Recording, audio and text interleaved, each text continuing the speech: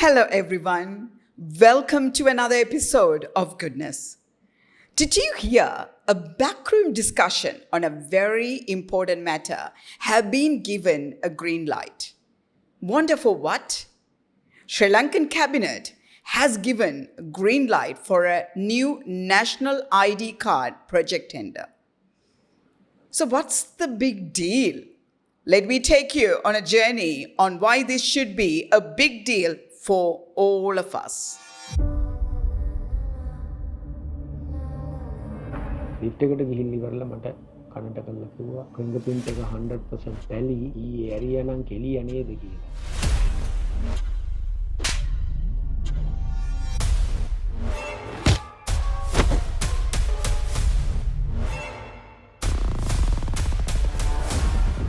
අපිට එතකොට DNA වාර්තා ඇවිල්ලා තිබුණේ නැහැ.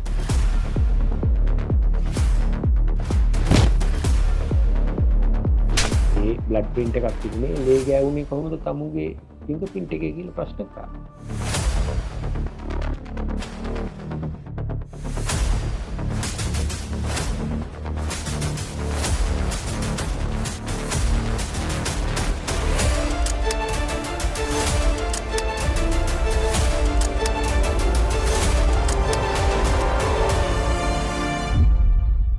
I can't talk to you about the Sri Lankan digital ID project without taking you through this. So have you got one of those polycarbonate smart card with International Civil Aviation Organization photo laser printed in trilingual?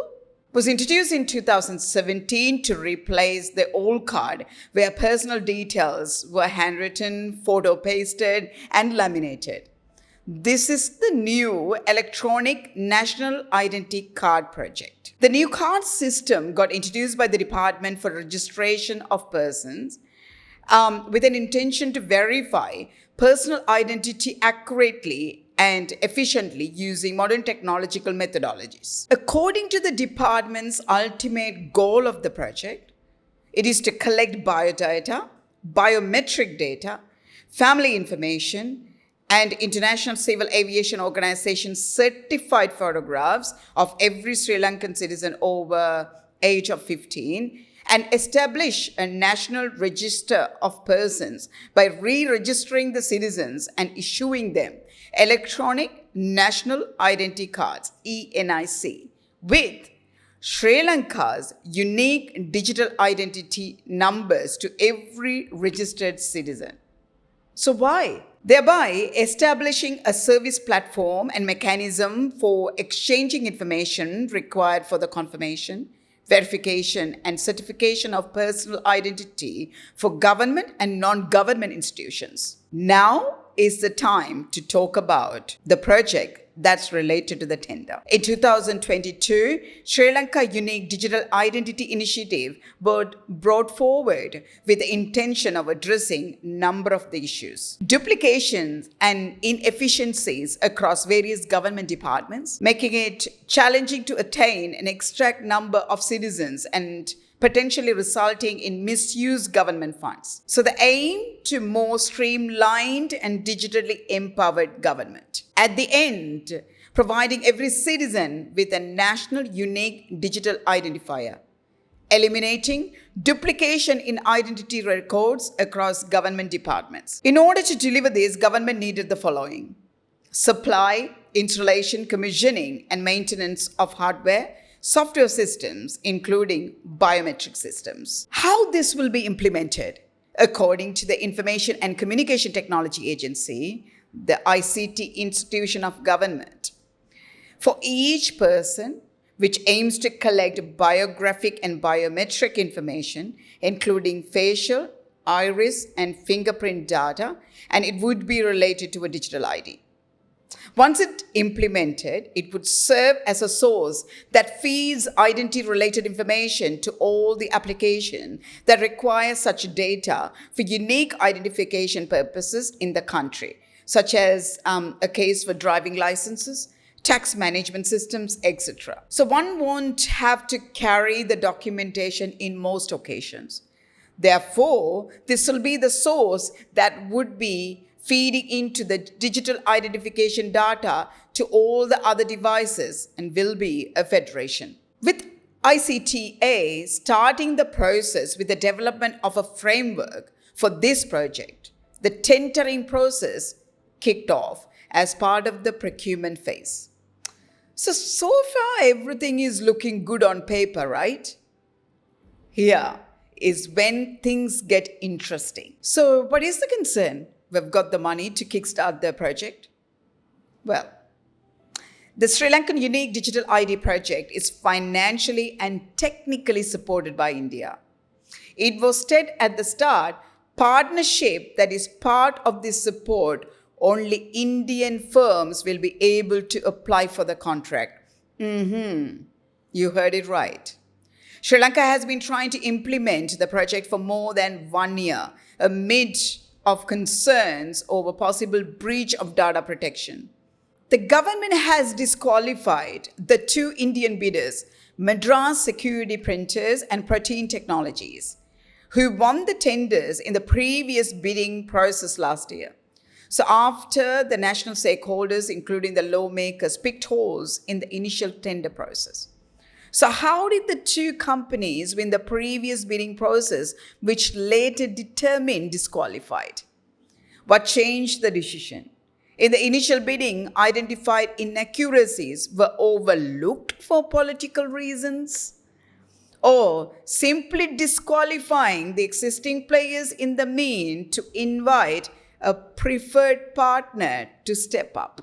Prospect of outsourcing the management and execution to a foreign company, an Indian company in this instance, is undeniably a matter of serious concern. So, what challenges does this present?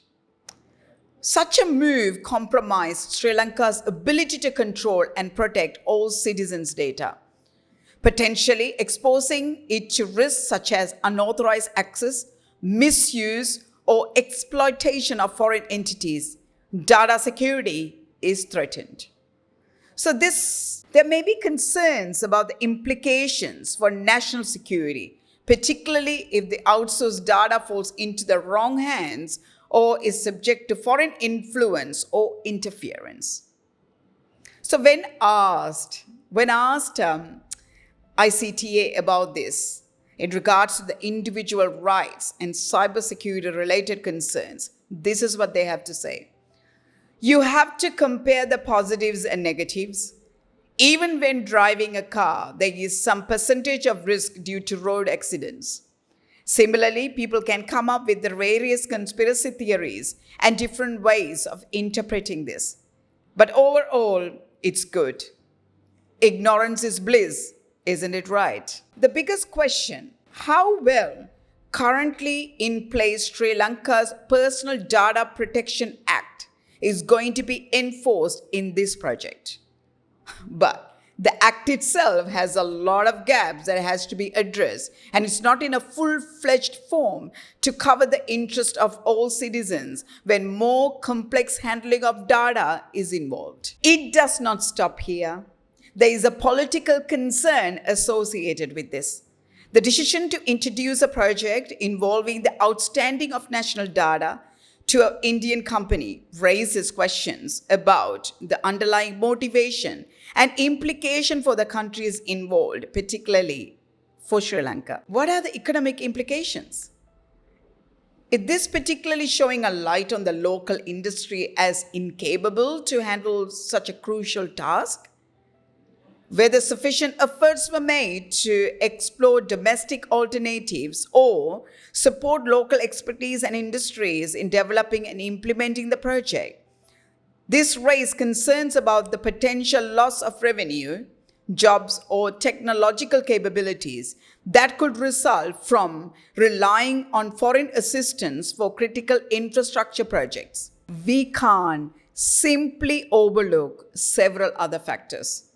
Transparency, accountability, national sovereignty. Who's going to be responsible for these? Who is going to be accountable for these things? And how much of a transparency is going to be available to the citizens and this country overall? National sovereignty, Outsourcing the management of national data, including the biometric and personal information, to a foreign company raises questions about their national sovereignty and security. Now, this is something for us to importantly think about. A significant decision involving the collection and management of sensitive national data. Has it gone through all the checks and balances to ensure democratic accountability? I will take you back to this again. Why India is involved in funding this project, which has Sri Lanka's national security, protection of citizens' data security, and privacy written all over it.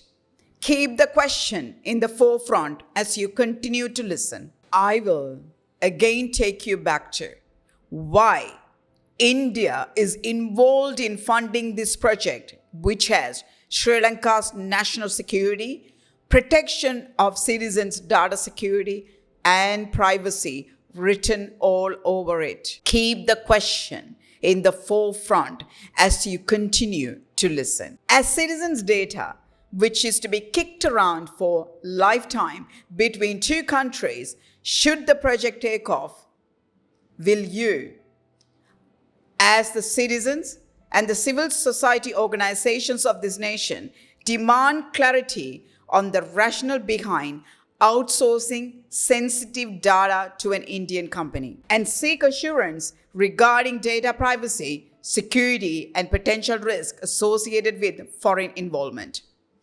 So why not part of the public consultation? There is a lack of transparency surrounding the decision-making process and the extent of public consultation undertaken before committing to the project. Among all these concerns, can there be any opportunities, potential benefits to exit in collaboration with India, open up access to advanced technology, financial assistance, and opportunities for bilateral cooperation and knowledge exchange?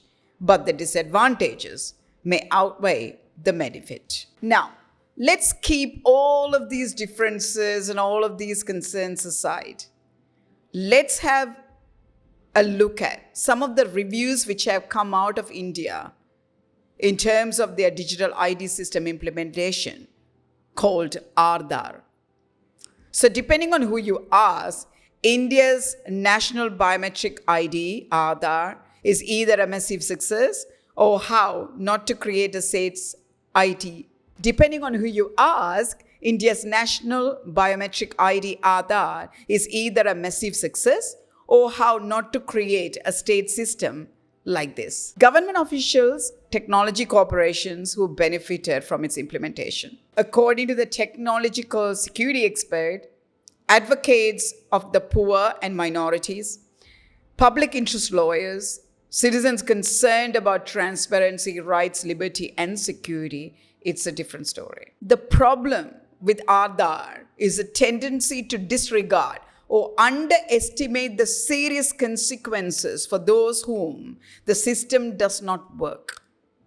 India has not yet enacted a comprehensive data protection law that upholds the right to privacy. The countless people who experience error messages because of faded fingerprints or faulty data entry have limited opportunity for corrections or to seek alternatives. When vast distances in rural India must be traveled to visit a bank, and electricity or internet services regularly malfunction and require you to return another day. So low-tech alternatives might not only be preferable, but means life or death. The law says there is an analog alternative must exist, but it isn't the case in reality on the ground. It is a vulnerability that sensitive biometric data is stored across databases that are centrally linked, especially since the project has yet to receive a full independent security audit. There has been some reports out there that other data of 1 billion people can be found in the US market, in the black market, which has been selling for $8. And if your profile is misappropriated, you can't ever exchange your biometric data for a new set. A feature of Aadhaar is both private and public sector can incorporate in their products and transactions. This audit trail of Aadhaar authentications across public and private spheres are steadily available to the government with court warrants. Vocal concerns in India about Aadhaar as a technical foundation for a surveillance state are not overblown. This very moment, I would like you to listen to what Vajra Abeyawardena, a legislator and a close ally of President Ranil Wickremesinghe, said. When he was asked about the threat to national security as a result of an Indian company to develop the digital national identity card project system, this would not pose a threat to national security. I regret this sentiment. When the British telecom was said to be privatized, the British intelligence opposed this move, saying that it would be an issue for the national security. However, the British intelligence was supposed to find a solution, which means the national security should be focused on separately, he said. There can be a level of secrecy maintained through the mandate of banning any sharing of sensitive information among the public. In a Parliament document published in June this year, the Sectoral Oversight Committee on National Security titled The Effects of Privatization of Sri Lanka Telecom on National Security, cited BT as one of the primary examples of compromising national security in privatizing telecom. In the late 90s, the British telecommunication was privatized and the government sold its shares to the private investors, resulting in a private company owned and controlled the country's critical telecom infrastructure, the document said. In 2016, UK government was concerned about the potential security risk posed by BT's ownership of the country's telecom network. The government realized that the national security has become vulnerable to cyber attacks and espionage, etc. And it has become easy for malicious actors to exploit the network. So the British government then imposed stricter regulations on BT to mitigate the national security threat posed by companies' ownership. Essentially, what we can draw from here, the Sri Lankan government officials are not concerned about the citizens or the national security. Essentially, what we can draw from here is the Sri Lankan government officials are not concerned about the national security or the security of yours. They will proceed as planned and agreed with the Indian government. One day, when they realize the data of the citizens or the national security has been compromised, or sold in the black market elsewhere, then they will think about implementing mitigative actions against those threats. The projects of this scale, it's not something one would walk into without identifying the strategic risk and or without proper mitigation strategies. Discussions and approaches that have been taken towards this project to get to where it's heading clearly shows that a large mess is going to be left behind on its journey. And the citizens will be paying to clean up the mess in the future. With that, I will leave you today. Until then, you look after yourself and I will meet you on another episode of Goodness. Thank you. Modabhimanaya ආණ්ඩුවේ මේ මට